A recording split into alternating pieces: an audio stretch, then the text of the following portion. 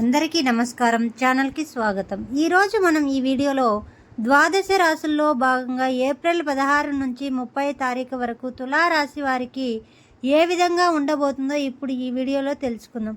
వందే పార్వతీ పరమేశ్వరు ఆదిత్యాయ చ సోమాయ మంగళాయ బుధాయ చ గురు శుక్ర శనిభ్యాచ రాహువే కేతువే నమః.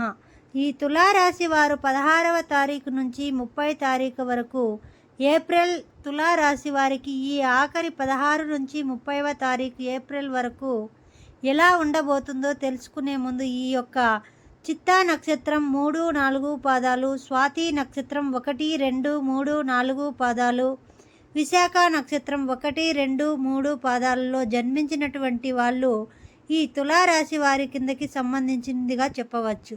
అయితే ప్రస్తుతం గోచార రీత్యా మిథున రాశిలో గురువు సంచారం, అలాగే సింహరాశిలో కేతువు, కుంభరాశిలో రాహువు, మీనరాశిలో శని, బుధ, కుజ గ్రహాల యొక్క సంచారం, మేషరాశిలో రవి యొక్క గ్రహ సంచారం 19వ తారీఖు వరకు, శుక్రుడు మేషరాశిలో, అనంతరం వృషభ రాశిలో శుక్ర సంచారం చూసుకున్నట్లయితే ఈ తులారాశి వారికి ఈ 16వ తారీఖు ఏప్రిల్ నుంచి 30వ తారీఖు వరకు చాలా అద్భుతంగా ఉండబోతుంది. ఏ విధంగా అద్భుతంగా ఉండబోతుంది ముఖ్యంగా గమనించుకున్నట్లయితే కేతువు సింహరాశిలో స్థితి పొంది ఉన్నటువంటి కారణంగా అవసరమైనటువంటి సమయాల్లో ఆపదల్లో ఉన్నప్పుడు మనం సంపాదించి పెట్టుకున్నటువంటి పుణ్యము, దైవం మనిషి రూపంలో మనకు సహాయం సహకారాన్ని కేతువు గ్రహ సంచార ప్రభావంలో పొందుతారు.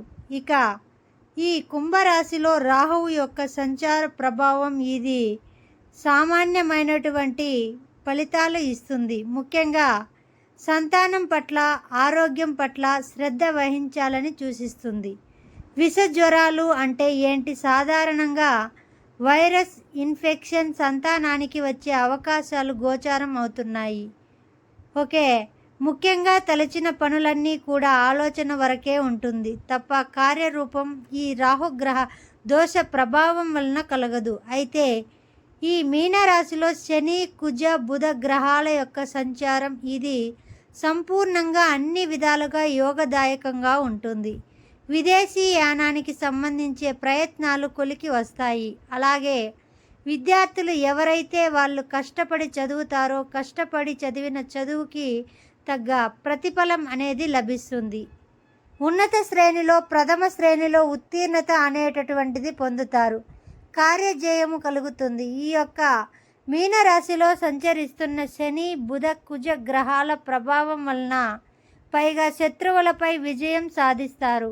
శత్రువులు అంటే మనం చేసే ప్రయత్నంలో వచ్చే ఆటంకాన్ని శత్రువులుగా భావించాలి. అలాగే వ్యాపారంలో పోటీదారులలో ఉంటారు కదా, వాళ్ళపైన విజయాన్ని పొందుతారు. అన్ని విధాలుగా యోగదాయకంగా ఉంటుంది. కానీ ఉద్యోగస్తులకి మాత్రం కాస్త ఇబ్బందికర పరిస్థితులు కారణం రవి మేషరాశిలో సంచారం చేస్తున్నటువంటి కారణం చేత రావలసినటువంటి ఇంక్రిమెంట్లు కానీ, ప్రమోషన్లు కానీ, లేదా మనకు రావలసినటువంటి క్రెడిట్ కాస్త డిలే అయ్యే అవకాశాలు ఎక్కువగా గోచారం అవుతున్నాయి.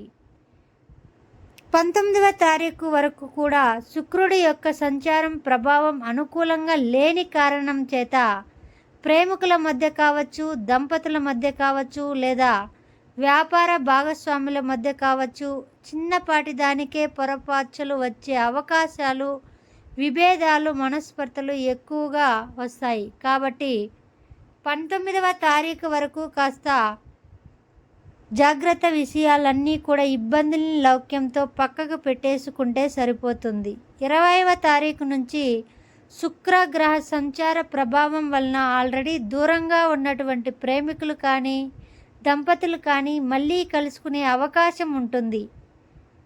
వ్యాపార భాగస్వాములు సహాయ సహకారాలు కూడా పెరుగుతాయి. అన్ని విధాలుగా కూడా బాగుంటుంది. ఇంకా మరి ముఖ్యంగా గురువు యొక్క సంచారం ప్రభావం వలన మిథున రాశిలో ఉన్నటువంటి కారణం చేత అన్ని విధాలుగా కూడా యోగదాయకంగా ఈ యొక్క మిథున రాశిలో జన్మించినటువంటి వాళ్ళకి ఈ యొక్క మిథున రాశిలో సంచారం చేస్తున్నటువంటి గురు గ్రహ ప్రభావం వలన ఈ తులారాశిలో జన్మించినటువంటి వారికి మంచి జరుగుతుందని చెప్పవచ్చు.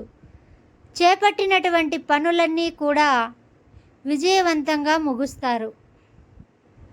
ఓవరాల్గా చూసుకున్నట్లయితే ఒక రాహుగ్రహ ప్రభావం, రవిగ్రహ ప్రభావం తప్ప మిగతా అన్ని గ్రహాలు కూడా అనుకూలంగా ఉండడం వలన ఈ తులారాశి వారికి మధ్యమం కంటే కూడా ఉన్నతమైనటువంటి ఫలితాలు, శుభ ఫలితాలు కలుగుతాయి. అయితే ఏదేమైనప్పటికీ కూడాను రాహువు కొద్ది ఇబ్బందికర పరిస్థితుల్లో ఉద్యోగస్తులకి సరైన సమయం కాదు కాబట్టి, అలాగే శుక్రగ్రహ సంచారం కూడా అనుకూలంగా లేదు కాబట్టి దైవానుగ్రహాన్ని పొందే ప్రయత్నం చేయాలి. ఏప్రిల్ 20వ తారీఖు రోజున అక్షయ తృతీయ చాలా మహిమాన్వితమైనటువంటి పర్వదినం. ఏ పూజ చేసినా, దానం చేసినా, హోమం చేసినా, యజ్ఞం చేసినా దాదాపుగా 1,000,000 రెట్ల ఫలితాలని ఈ యొక్క ఏప్రిల్ 20వ తారీఖు రోజున చేసే పూజ కార్యక్రమాల ద్వారా పొందవచ్చు. ఈ తులారాశి వారికి ఉంటుందని చెప్పుకోవచ్చు. మరి ఆదాయ వ్యయ ఖర్చులు అలాగే చూసుకుంటే మానసిక స్థితి ఎలా ఉండబోతుంది, అలాగే ఏం పరిహారాలు వీరు పాటించాలి, ఖర్చులు ఆదాయము సంబంధించినటువంటిది మానసికమైనటువంటి పరిస్థితులు ఈ 16 నుంచి 30వ తారీఖు వరకు ఎలా ఉంటుందో ఇప్పుడు క్లుప్తంగా తెలుసుకుందాం. 16, 17, 18, 19 ఈ తేదీలలో ప్రధానంగా అన్ని విధాలుగా సహాయ సహకారాలు పొందుతారు. ముఖ్యంగా ఉద్యోగంలో వచ్చే ఇబ్బందులన్నీ కూడా అధిగమించగలుగుతారు. రాని బాకీలు వసూలవుతాయి. ఖర్చుకు మించిన ఆదాయం లభించడం ద్వారా అన్ని రకాలైనటువంటి సమస్యల్ని పరిష్కరించుకోగలుగుతారు. సంతోషంగా జీవిస్తారు.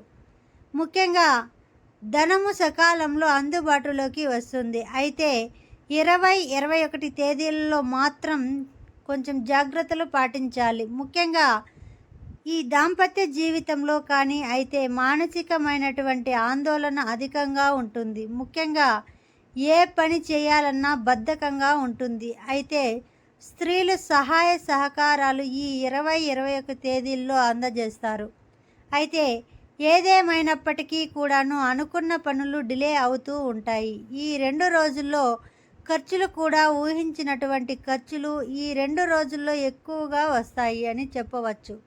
ఇక 22, 23వ తేదీల్లో గమనించుకుంటే మనం ఎన్నాళ్ళ నుంచో ఎదురు చూస్తున్నటువంటి పెద్దల యొక్క సహాయ సహకారాలు కొంతవరకు అందుబాటులోకి వస్తాయి. కానీ సంతాన మూలకంగా ఖర్చులు, సమస్యలు అధికమవుతాయి. సంతానం విభేదాలు పెరుగుతాయి. కాబట్టి లౌక్యంతో సంతానంతో వ్యవహరించండి. ఇక 24, 25, 26, 27 ఈ తేదీల్లో గమనించుకున్నట్లయితే ప్రధానంగా అన్ని విధాలుగా యోగదాయకంగా ఉంటుంది. ఉద్యోగస్తులకైనా పేరు ప్రతిష్టలు పెరుగుతాయి. ఎన్ని ఆపదలు వచ్చినా అనుకోని వ్యక్తులు కానీ అనుకోని సంఘటనల వల్ల మనము ఆ ఆపదల నుంచి బయటపడతారు. చాలా సంతోషకరంగా ఉంటుంది. రాని బాకీలు వసూలవుతాయి. ధనాదాయం కూడా చాలా చక్కగా ఉంటుంది.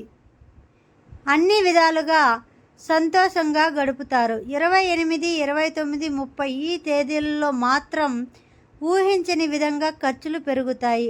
ఇక జిగ్జాగ్ లాగా ఉంటుంది. ఏ ప్రయత్నం చేసినా ప్రయత్నంలో ఆటంకాలు ఉంటాయి. అలాగే ధనం కోసం ఎదురు చూడాల్సినటువంటి పరిస్థితులు వస్తాయి. ఈ యొక్క తులారాశిలో జన్మించినటువంటి వాళ్ళకి అన్ని విధాలుగా కూడా యోగదాయకంగా ఉంటుంది. కొన్ని రోజులు చెప్పినటువంటి రోజుల్లో బాగుండదు కాబట్టి దైవానుగ్రహం తప్పనిసరి. కాబట్టి ఈ తులారాశిలో జన్మించినటువంటి వాళ్ళు ప్రధానంగా ప్రతిరోజు సూర్యుడికి నమస్కారం అనేది సూర్యాష్టకం 6 సార్లు పారాయణం చేయడం, అలాగే వీరు కుదిరినప్పుడల్లా శివాలయానికి చేరుకొని ప్రదక్షిణాలు, అర్చన కార్యక్రమాలు చేసినట్లయితే చాలా మటుకు సమస్యలు అనేవి పరిష్కారం అవుతాయి. ఇలాంటి మరెన్నో వీడియోస్ కోసం మా ఛానల్ని సబ్స్క్రైబ్ చేసుకోండి. అదేవిధంగా ఓం నమో వెంకటేశాయ అని ఒక చిన్న కామెంట్ చేయండి. మా వీడియోని ఎక్కడా కూడా స్కిప్ చేయకుండా చూసినందుకు ధన్యవాదాలు. సర్వేజన సుఖినో భవంతు.